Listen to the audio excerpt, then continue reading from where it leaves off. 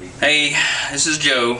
I was going to show you guys how I do my chip glass. The old style is by doing it with one of these little tools. A friend of mine made that for me. But that doesn't give you as crisp of an edge as what I like, not as clean. So a friend of mine that made this handy dandy hammer for me taught me how to chip glass with a hammer. And the way that I do that is I hold the glass at an angle. You have to have it on something steel like this. Let it hang over roughly 1/4 of an inch, and you want to make sure that you hit it only with the 1/16 to 1/8 of an inch of the surface of the hammer, and you just want to barely have a nice little glancing blow. It took off a nice sized chunk there. But you always move and make sure that your glass where you're hitting it is centered on your piece of steel. Like with anything, the more that you do it, the better you get at it. If you want to try to control where you're going to be chipping the edge, you can cut it with a glass cutter. You know, basically any shape that you want to try within reason, and you'll, with time and practice, you'll figure out what those parameters are. But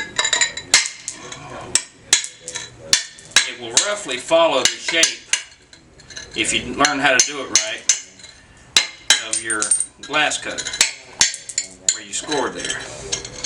You know, it's not going to be perfect, but you can get in the ballpark. You know, and it's, you know, that looks a little too clean, so you can always just rough it up a little bit.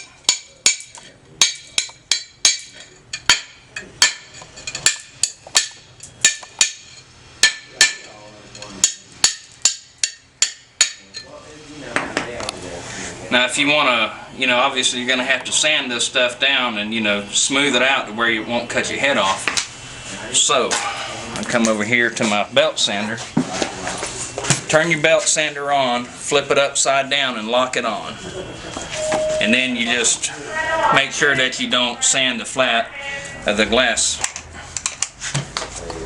Helps to plug it in.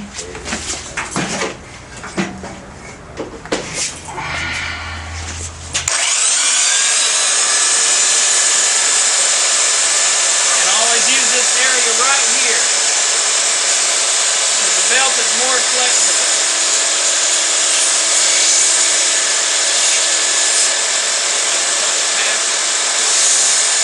Always try to sand both sides.